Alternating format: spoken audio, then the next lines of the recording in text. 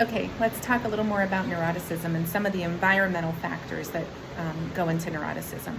So I want to tell you about this really great research that took place in the 1970s by a woman named Sue Meinicke at Northwestern University. This was all animal-based research, so ethics of animal research aside, let's talk about what that research showed and the implications for human beings.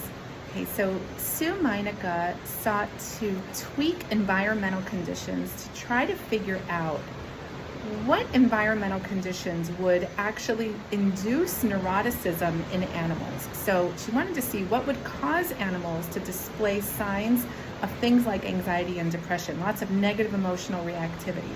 And what she found was very interesting. She found that conditions of unpredictability and uncontrollability were two of the most powerful things that would induce animals into neuroticism.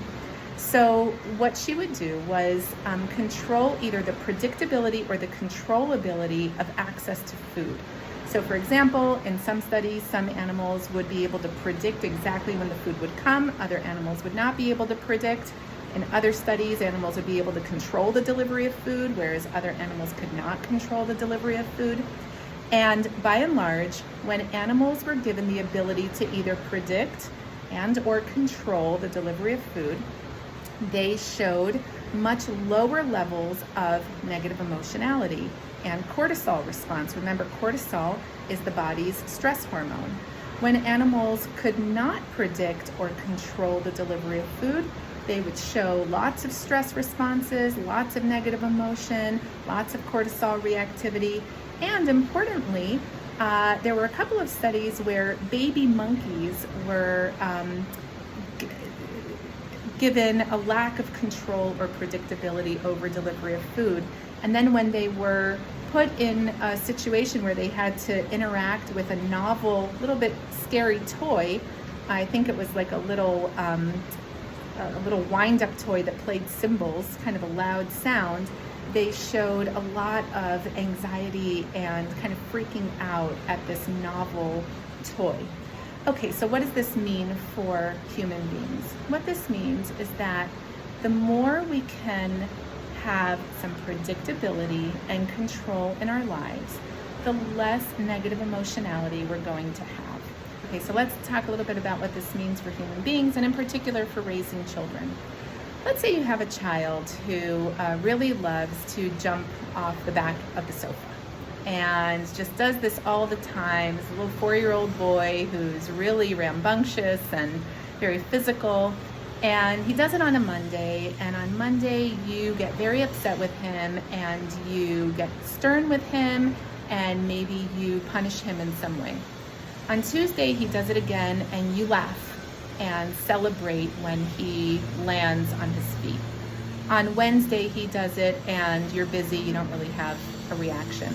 Well, as you can see, this is a hypothetical scenario where your child cannot accurately predict what your emotional reaction is going to be like, and cannot accurately predict what the rules are and the consequences are.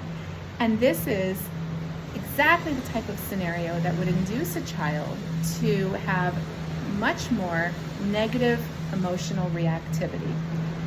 Contrast that with a scenario where a child jumps off the back of the sofa and is consistently met with some consequence.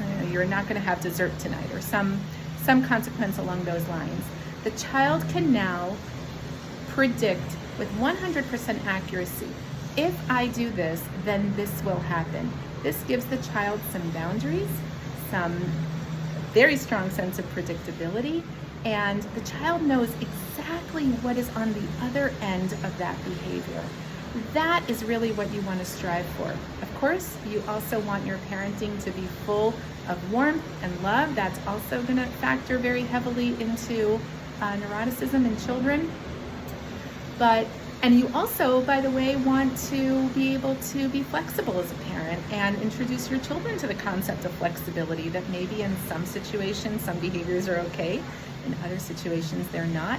But by and large, you do want the rules to be very clear, consequences to be very predictable, And in another video, we'll talk a little bit about giving children control, because remember, Sue Meinecker really found that unpredictability and uncontrollability were two very strong in things that induced neuroticism in animals.